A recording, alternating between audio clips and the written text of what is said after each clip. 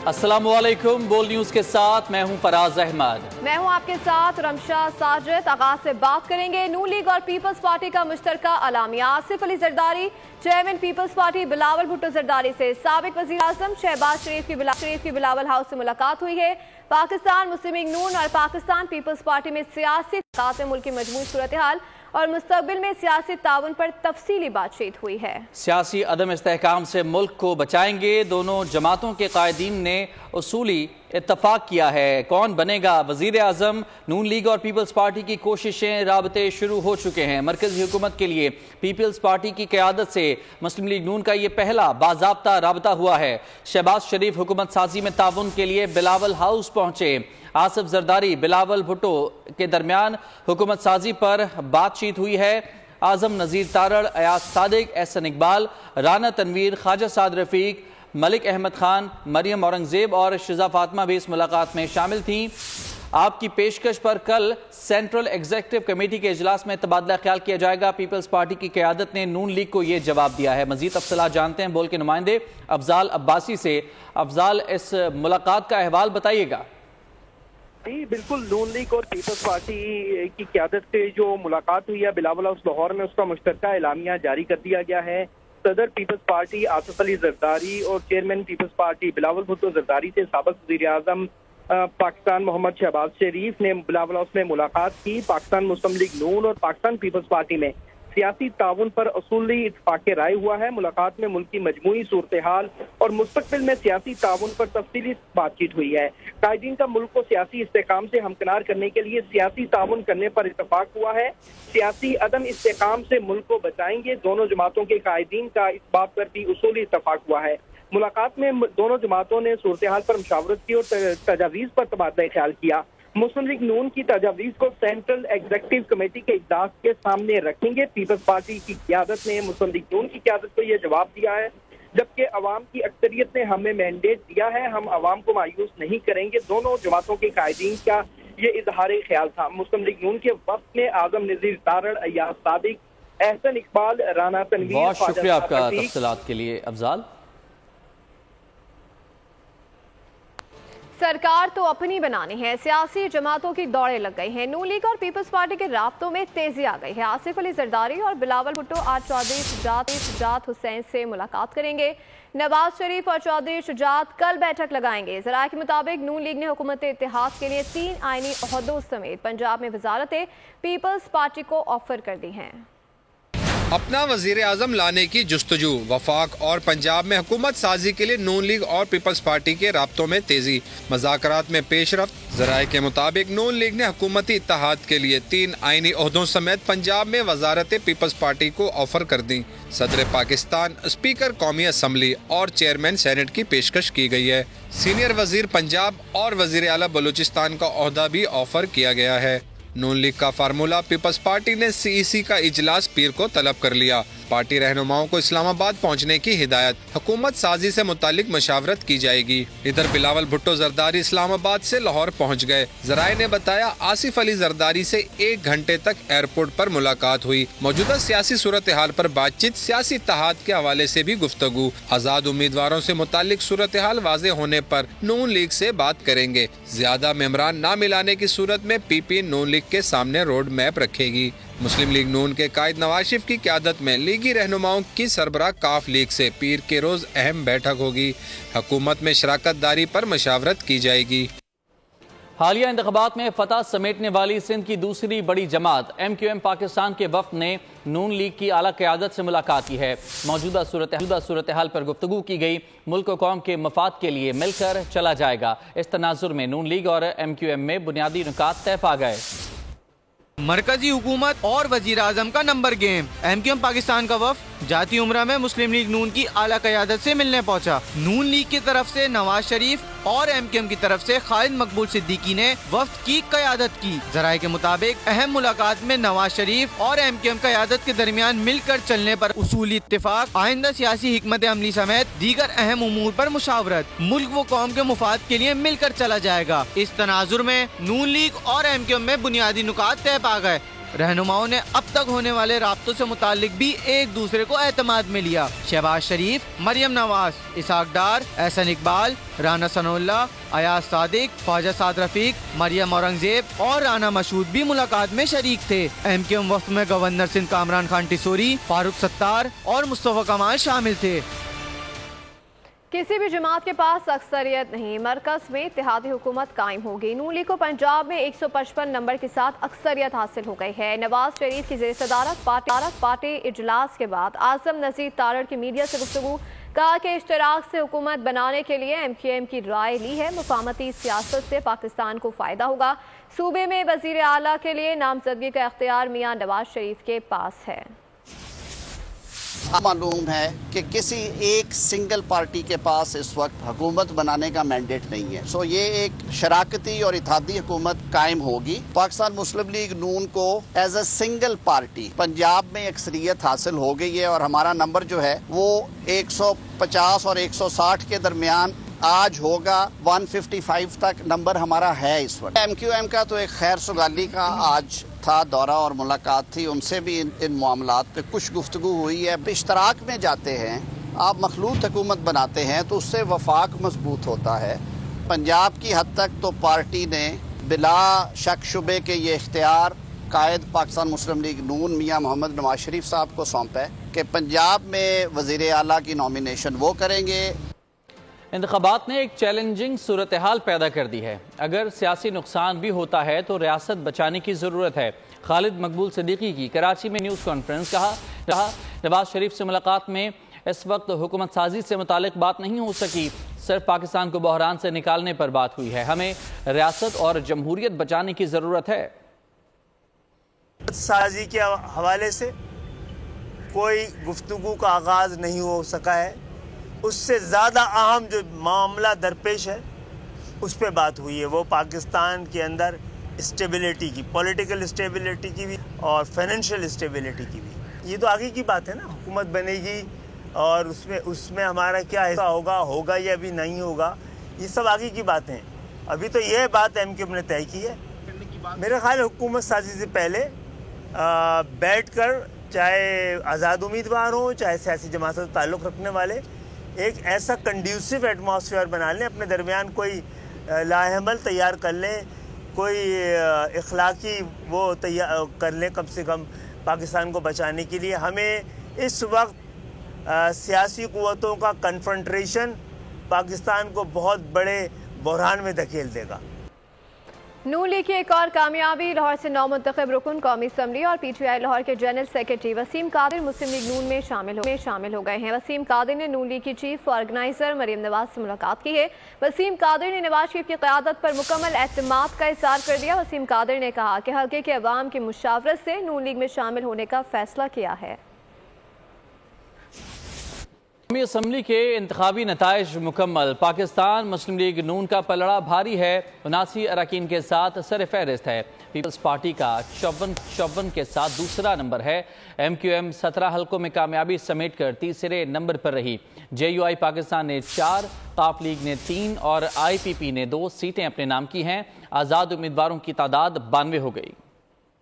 کون بنائے گا سرکار؟ مکمل ہو گئے قومی اسمبلی کے اعداد و شمار۔ غیر حتمی غیر سرکاری نتائج کے مطابق قومی اسمبلی میں آزاد امیدواروں نے 92 نشستیں سمیٹ لیں۔ مسلم لیگ نون 79 سیٹیں جیت کر وفاقی ایوان کی نمایاں جماعت بن گئی۔ پاکستان پیپلز پارٹی نے 54 سیٹوں پر اپنی مہر لگا دی۔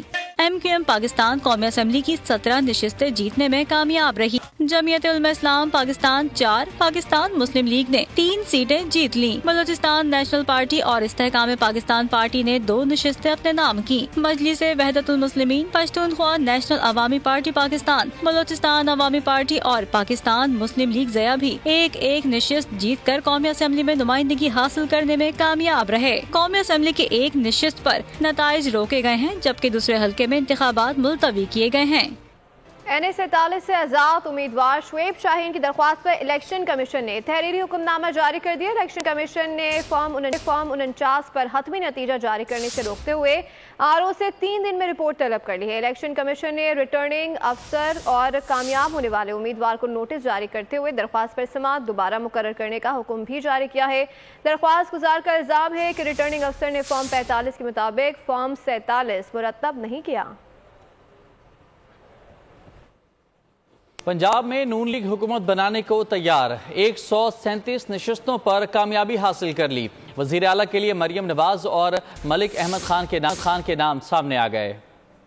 कौन बनेगा वजीर आला पंजाब? नून लीग और आज़ाद उम्मीदवारों की कोशिशें जारी। जाती उमरा में नून लीग के रहनुमाओं ने हुकूमत साजी के इब्तदाई खदोखाल पर तबादला ख्याल किया। वजीर आला के लिए मरियम नवाज अब तक मजबूत उम्मीदवार हैं। सीनियर रहनुमा मलिक अहमद खान समेत दीगर नाम भी ज़ेर गौर रहे। नून लीग हुकूमत साजी से मुतालिक तजावीज़ इत्तेहादियों के सामने रखेगी और मुत्तफिका फैसलों की कोशिश की जाएगी। गैर हतमी नताइज के मुताबिक पंजाब में नून लीग के पास 137 नशिस्तें हैं। आज़ाद उम्मीदवारों की गिनती भी 138 तक जा पहुंची है। पंजाब में पीपल्स पार्टी के 10 और काफ लीग के 8 उम्मीदवार कामयाब हुए हैं। बलूचिस्तान में पीपल्स पार्टी, JUI और नून लीग बड़ी जमातें बनकर सामने आई हैं। सेनेट असेंबली में पीपल्स पार्टी को सादा अक्सरियत हासिल है। कौन बनेगा वजीर आला बलूचिस्तान, ये बन गया है $1 मिलियन का सवाल। पीपल्स पार्टी, JUI और नून लीग सूबे की बड़ी जमातें बनकर सामने आई, लेकिन सबके नंबर एक ही जैसे हैं। पीपल्स पार्टी 11 नशिस्तों के साथ सबसे आगे है। नून लीग के 9 उम्मीदवार कामयाब हुए। JUI के भी 9 उम्मीदवार ही जीते हैं। 6 नशिस्तें आज़ाद उम्मीदवारों ने हासिल की। बलूचिस्तान अवामी पार्टी 4 और नेशनल पार्टी 3 नशिस्तें हासिल कर सकी। सिंध में पीपल्स पार्टी को सादा अक्सरियत हासिल है। बिलावल की जमात ने 130 में से 84 नशिस्तें हासिल की हैं। MQM 28 नशिस्तों के साथ दूसरी बड़ी जमात है। JDA ने 13 और जमात इस्लामी ने 13 नशिस्तें हासिल की हैं। और बलूचिस्तान में भी हुकूमत साजी की तैयारियों में तेजी आ गई। साबिक वजीर आला बलूचिस्तान नवाब सनाउल्लाह खान जहदी इस्लामाबाद पहुंच गए। ज़राए ने बताया कि बलूचिस्तान में हुकूमत साजी के लिए आसिफ अली जरदारी को एतमाद मिलेंगे। वजीर आला बलूचिस्तान के लिए हतमी ऐलान पीपल्स पार्टी की मरकजी क़यादत करेगी। आज़ाद उम्मीदवारों ने खैबर पख्तूनख्वा में हुकूमत बनाने की तैयारियां शुरू कर दी हैं। रहनुमाओं की मुशावरत, अली अमीन गंडापुर के मुंतखब अरकान से राब्ते, हरीपुर अकबर आयूब और शहद आयूब भी वजारत आला के लिए सरगर्म हो गए हैं। सूबे में सियासी जमात में शमूलियत पर भी गौर किया जा रहा है। खैबर पख्तूनख्वा में हुकूमत बनाने की तैयारियां, आज़ाद उम्मीदवारों की मुशावरत, अली अमीन गंडापुर के मुंतखब अरकान से राब्ते। ज़राए के मुताबिक अली अमीन गंडापुर ने कौमी असेंबली की नशिस्त छोड़ने का अंदिया दे दिया। NH44 से अपने भाई फैसल अमीन को ज़िमनी इंतखाबात में उतारेंगे। हरीपुर में से अकबर अयूब और अरशद अयूब भी वजारत आला के लिए सरगर्म हैं। अली अमीन गंडापुर को जुनूबी अजला के अरकान की हिमायत हासिल है। खैबर पख्तूनख्वा में 91 आज़ाद उम्मीदवार कामयाब हुए हैं। JUI ने 7 और नून लीग ने 5 नशिस्तें हासिल कर रखी हैं। पीपल्स पार्टी ने भी 4 नशिस्तें हासिल की हैं। इलेक्शन कमीशन ने नून लीग, PP और MQM को सपोर्ट किया। अमीर जमात इस्लामी सिराजुल हक का मरकजी क़यादत के इजलास से खिताब, कहा कि जाली इलेक्शन के नतीजे में जो हुकूमत बनेगी वो भी जाली होगी। कराची में जमात इस्लामी का मैंडेट चुराया गया। इन इंतखाबात से मजीद अदम इस्तेकाम पैदा होगा। इलेक्शन कमिश्नर के फौरी इस्तीफे का मुतालबा करते हैं। खबर शामिल करते हैं। मुल्क दुश्मन ताकतों का पाकिस्तान को जमहूरियत से दूर रखने का एजेंडा नाकाम बना दिया। निगरान वजीर इत्तलात बलूचिस्तान जान अचकज़ई की कोयटा में न्यूज़ कॉन्फ्रेंस, कहा पाकिस्तान को इस वक्त इंतशार और बदअमनी से दो चार करना दुश्मनों का एजेंडा है। जीतने वाले अवाम की तवक्कुआत पर पूरा उतरने की कोशिश करें, को तस्लीम करें। अगर किसी को एतराज हुआ है तो वो मुतल्लिका फोरम से रुजू करें। पाकिस्तान को इस वक्त इंतशार और बदामनी से दो चार करना दुश्मन का एजेंडा है। हम जानते हैं कि बाज़ अनासर इस ताक में लगे हुए हैं कि वो आग भड़का कर दुश्मन के एजेंडे पर चलें। ये लोग रॉ के एजेंट हैं। हम इन्हें बताना चाहते हैं कि अगर उनके किसी फेल से जमहूरियत को नुकसान पहुंचा तो वो इसमें बराबर के जिम्मेदार होंगे। हमने जमहूरियत, जमहूरी इदारों और इस मुल्क की हिफाजत करनी है और दुश्मन के इरादे खाक में मिलाने हैं। کراچی میں لیاقتآباد سندھ گورنمنٹ اسپتال کی OPD میں فریج کمپریسر پھٹنے اور شارٹ سرکٹ کے باعث آتش زدگی کا واقعہ پیش آیا۔ اسپتال عملے کے 7 افراد جھلس کر زخمی ہوئے، 3 زخمیوں کی حالت نازک ہے۔ فائر بریگیڈ کی 2 گاڑیوں نے آگ پر قابو پا لیا۔ کراچی لیاقتآباد سندھ گورنمنٹ اسپتال کی OPD میں پیش آیا آتش زدگی کا واقعہ۔ اطلاع ملتے ہی فائر بریگیڈ اور ریسکیو ٹیمیں موقع پر پہنچی۔ آتش زدگی کے نتیجے میں جھلس کر زخمی ہونے والے اسپتال اسٹاف کے 7 افراد کو سول برنس وارڈ منتقل کیا گیا۔ نگراں صوبائی وزیر صحت سعد خالد نیازی کا میڈیا سے گفتگو میں کہنا تھا کہ عملہ مریضوں کی جان بچانے کی کوشش میں آتش زدگی سے متاثر ہوا۔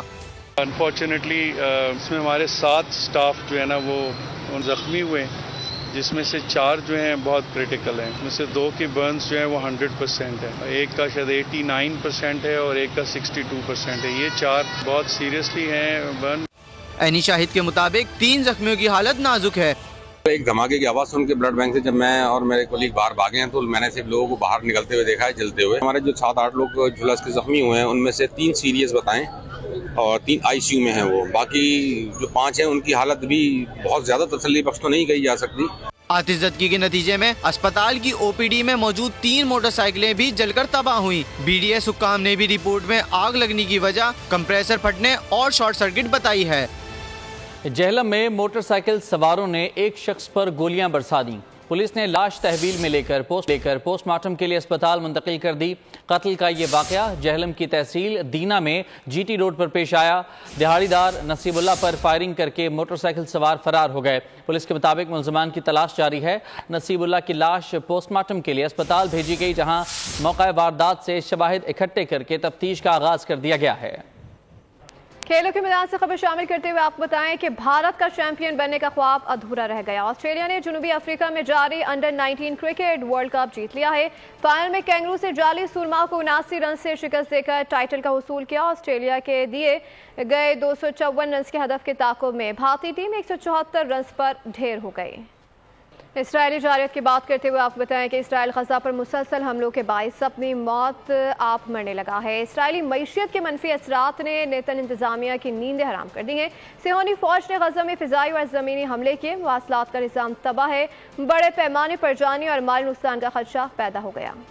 غزہ میں نسل کشی کا 128واں دن، قابض اسرائیلی فوج کے نہتے فلسطینیوں پر گولہ باری۔ اسرائیلی توپخانے نے وسطی غزہ کی شہری آبادی کو نشانہ بنایا۔ غزہ کے جنوب اسرائیلی جنگی طیاروں نے آگ برسائی، زمینی حملے بھی کیے، بڑے پیمانے پر جانی اور مالی نقصان کا خدشہ۔ اسرائیلی انتظامیہ جنگ کے مطلوبہ نتائج حاصل کرنے میں پہلے ہی ناکام تھی۔ اب عالمی مالیاتی ادارے موڈیز نے اسرائیل کی کریڈٹ ریٹنگ آؤٹ لک کو منفی کر دیا۔ موڈیز کے مطابق جنگ کے باعث اسرائیل کی معیشت کمزور ہو رہی ہے۔ غزہ پر اسرائیلی بربریت سے 28,064 افراد شہید، جبکہ 67,000 سے زائد زخمی ہیں۔ شہداء میں بچوں کی تعداد 12,000 سے تجاوز کر چکی ہے۔ غزہ کے بے گناہ فلسطینیوں سے پوری دنیا کے ممالک مکمل اظہار یکجہتی کر رہے ہیں۔ امریکہ، کینیڈا اور یورپ بھر میں ریلیاں، مارچ اور مظاہرے جاری ہیں۔ نیو یارک سٹی کے میوزک آف ماڈرن آرٹ میں سینکڑوں افراد نے غزہ کا محاصرہ ختم کرنے اور اسرائیل کے ساتھ تعلقات کے خاتمے کا مطالبہ کیا۔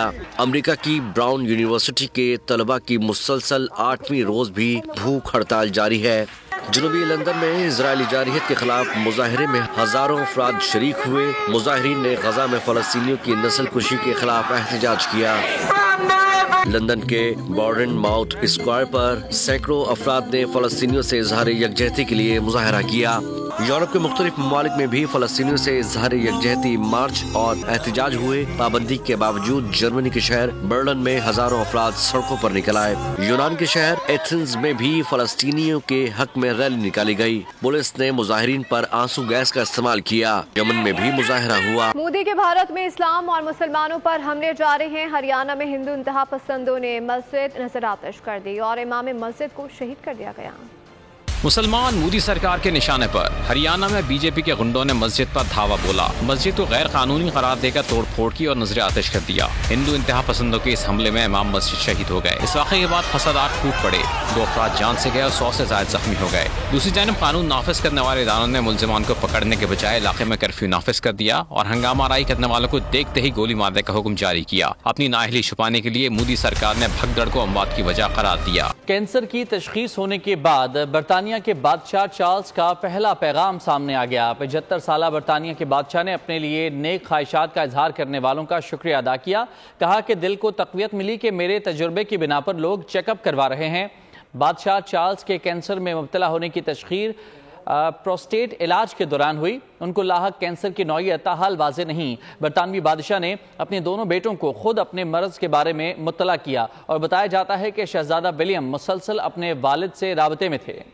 بات کریں موسم کے، ملک کے طول و عرض میں سردی کا راج ہے۔ بالائی علاقوں میں سرد ہواؤں سے سردی جانے کا نام نہیں لے رہی۔ سندھ اور بلوچستان میں بھی سرد موسم کی شدت برقرار ہے۔ موسم کا حال بتانے والوں نے بلوچستان کے جنوب مغربی علاقوں میں تیز ہواؤں اور گرج چمک کے ساتھ بارش کی پیشگوئی کر دی۔ کراچی سے خیبر تک سرد ہواؤں کی یلغار، کہیں بارش تو کہیں برف باری سے موسم ٹھنڈ ڈھار۔ بالائی علاقوں میں پہاڑوں نے سفید چادر اوڑھ لی۔ شدید ٹھنڈ سے شہریوں کی مشکلات میں اضافہ۔ اسکردو میں پارہ -9 تک گر گیا۔ کالام -8، استور -7، گلگت اور ہنزا میں -6 ریکارڈ کیا گیا۔ اسلام آباد اور مری میں سردی نے گھر کر لیا۔ لاہور سمیت پنجاب کے مختلف شہروں میں سورج نے آنکھیں دکھائیں، لیکن ٹھنڈی ہوا نے گرمی کو بائے بائے کر دیا۔ مختلف شہروں میں دھند نے ڈیرے ڈال رکھے ہیں۔